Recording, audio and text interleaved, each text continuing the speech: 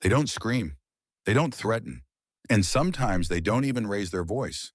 Emotional abusers don't control through fear of violence. They control through fear of disconnection, through silence, through guilt, through the quiet rewriting of your reality. One emotional cut at a time. You tell yourself it's not abuse because there are no bruises. You tell yourself they care because they always apologize after. You tell yourself it's love because sometimes they're kind. And those moments feel so real, so warm, that you hold on to them like oxygen. But that's the trick. Emotional control doesn't start with cruelty. It starts with comfort. They study your insecurities, your needs, your soft spots, and then they build a system around them. A system made of subtle punishments and hidden rewards. They know exactly when to give you affection and when to take it away. Exactly when to act hurt so you'll feel guilty. Exactly how to make you question whether the pain is your fault. By the time you realize what's happening, it's too late. You've already been conditioned. Your emotions now belong to them. In this video, we'll uncover the 7 subtle ways emotional abusers control their victims. The hidden psychological tactics that make good people doubt themselves, stay silent, and believe that the person breaking them is the only one who can fix them. Because emotional abuse doesn't always look like control. Sometimes it looks like love. It never starts with control. It starts with connection. They find you when you're open, maybe even healing from something else. They listen more deeply than anyone ever has. They remember details, ask questions, seem fascinated by your thoughts. You start to believe that finally someone understands you. But that's where the trap begins. Because emotional abusers don't fall in love with you. They fall in love with what you give them. Attention, empathy, validation, energy. They feed on it. And slowly they build their power by shaping how you feel about yourself. At first it feels safe. They comfort you when you're insecure, encourage you when you're tired. But over time, the comfort starts to feel conditional. They withdraw when you disagree. They turn cold when you set boundaries. And when you ask what's wrong, they say things like, "I just need space. You're overreacting." Or the most dangerous phrase of all, "You're imagining things." You start to apologize even when you haven't done anything wrong. You start to monitor your tone, your timing, your words. You begin to live on edge, waiting for the next mood shift, the next silent punishment, the next cold shoulder that tells you failed another invisible test. That's how the conditioning begins. They teach you that peace only exists when you're compliant, that love only returns when you behave. And the moment you resist, even gently, they punish you with distance, guilt, or emotional withdrawal. You start to think, maybe if I just try harder, they'll go back to who they used to be. But that person, the one who made you feel so seen, was never real. It was a mirror carefully designed to reflect your deepest needs. And now that mirror has become your prison. Emotional abuse doesn't need shouting to destroy you. It only needs consistency, a pattern of small manipulations, repeated until you no longer trust your own emotions. These are 7 of the most subtle and dangerous ways emotional abusers control their victims. The first is gaslighting disguised as concern. They never say, "You're crazy." Instead, they tilt their head, sigh, and say, "I just worry about you sometimes."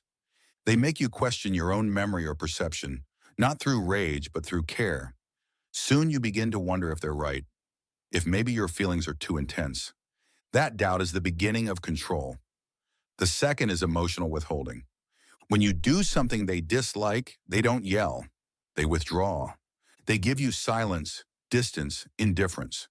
Your body reacts the same way it would to physical pain. Your chest tightens, your stomach drops. You start apologizing just to make the coldness stop. That's the power of deprivation. It makes you associate peace with obedience. The third is conditional affection. They reward you only when you meet their expectations. If you please them, you're met with warmth, attention, tenderness. If you fail, you get ice. Over time, your brain becomes addicted to the high of their approval, chasing it the way a gambler chases a win. This is how emotional abusers turn love into a leash. The fourth is guilt and shame manipulation. They make you feel responsible for their emotions. If they're angry, it's because you upset them. If they're distant, it's because you weren't understanding enough. And if you ever defend yourself, they say you're selfish or ungrateful. The more guilt you carry, the easier you are to control, because people who feel guilty stop trusting their own right to boundaries. The fifth is victim inversion. They hurt you, then accuse you of hurting them. They twist every argument until they're the one suffering. You end up apologizing to the very person who broke you. This is how they flip the narrative. By weaponizing your empathy. The sixth is the fear of abandonment. They know your worst fear is losing them, so they use it as leverage. They say things like, maybe we just shouldn't be together, or I can't do this anymore. And just like that, you panic. Not because you want the pain to continue, but because you've been trained to believe that life without them means failure. Fear keeps you loyal long after love has disappeared. And the seventh, the most invisible of all, is subtle isolation. They don't forbid you from seeing others. They simply plant doubts. Your friends don't really get us. Or, your family never liked me. They make you feel like the world outside is judgmental, unsafe, disloyal. So you withdraw, thinking it's your choice. But that's the genius of subtle control. They never have to lock the door if they can make you close it yourself. Each of these tactics works because they rewire your nervous system. You start living in survival mode, scanning every tone, every silence, every shift in mood for signs of danger. And when your body is always on alert, your mind becomes easier to mold. That's how emotional abusers win, not by breaking you, but by training you to break yourself.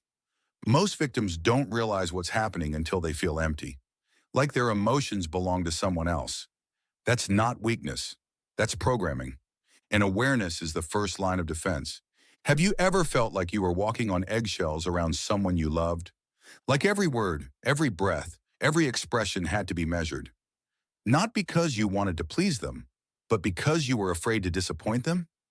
Maybe you've noticed how you started changing, little by little, to avoid conflict. You stopped speaking your mind. You stopped asking for what you need. You stopped trusting your own feelings, because somehow every emotion you expressed became an argument you had to defend. That's what emotional abuse feels like from the inside. It doesn't feel like danger. It feels like confusion. You start believing that you're too sensitive, too demanding, too emotional. You apologize more. You explain more. You shrink. And somewhere in that shrinking, you begin to disappear. Maybe you've caught yourself defending them, saying things like, they've just been stressed, or they're not always like this. You start building excuses for their behavior because the truth feels too painful to face. Admitting what's really happening would mean accepting that the person you trusted most is the one manipulating you. And yet, part of you knows. You feel it in the silence that follows every argument. You feel it when you second-guess your own memory, wondering if maybe you did say something wrong. You feel it when peace finally returns, not as comfort, but as relief. That's not love, that's conditioning. Have you ever noticed how your body reacts before your mind does? Your heart races when they're angry. Your stomach tightens when you see their name on your phone. That's your intuition speaking. It's the part of you that still remembers what safety feels like. You might tell yourself you can handle it, that it's not that bad, that you've seen worse. But emotional control doesn't need to be dramatic to be deadly. It works in silence until silence becomes your new normal. This is where awareness begins. When you finally stop explaining the pain and start recognizing the pattern. Because once you see it clearly, the illusion starts to break. And what you thought was love starts to look a lot like control. Freedom from emotional abuse doesn't begin when you leave. It begins when you see. The moment you recognize the pattern, the illusion starts to lose its power. Because awareness breaks the control loop. You can't be manipulated by what you fully understand. The first step is emotional detachment, not coldness, clarity. You stop explaining your pain to someone who uses your explanations as weapons. You stop reacting to every silence, every guilt trip, every mood swing. You start observing instead. Observation creates distance, and distance is where control dies. The second step is boundaries without justification. You're allowed to say no. You're allowed to protect your peace. You don't owe an essay every time you set a limit. Abusers thrive on your need to explain. Because every explanation gives them an entry point to twist your words. Silence is stronger than defense. The third step is reclaiming your internal voice. After long exposure to manipulation, your mind becomes filled with their opinions, their judgments, their narratives. You begin to think in their voice instead of your own. Reclaiming yourself means challenging that voice every time it appears. When you hear, "You're too sensitive," you remind yourself, "No, I'm empathetic, and empathy isn't weakness." The fourth step is rebuilding trust with your body. Your intuition has been punished for too long. Start listening to it again. If someone's energy makes your chest tighten, don't rationalize it away. If you feel unsafe, that's enough reason to step back. Your body remembers truth even when your mind is confused. The fifth step is no longer seeking closure from the abuser. You won't get it because closure requires accountability and control requires denial. The only closure you'll ever need is understanding why they did it and choosing to never let it happen again. The sixth and final step is redefining love itself. Love is not control. Love is not fear. Love is not silence. Love is peace. It's safety. It's the freedom to be yourself without walking on emotional glass. When you start to embody that truth, the dynamic changes. They may try to pull you back in through guilt, pity, or promises of change, but you'll notice something different this time. The words no longer work. Because you've seen the pattern, and once you see it, you can't unsee it. Freedom doesn't mean revenge or anger. It means understanding. And with understanding comes peace.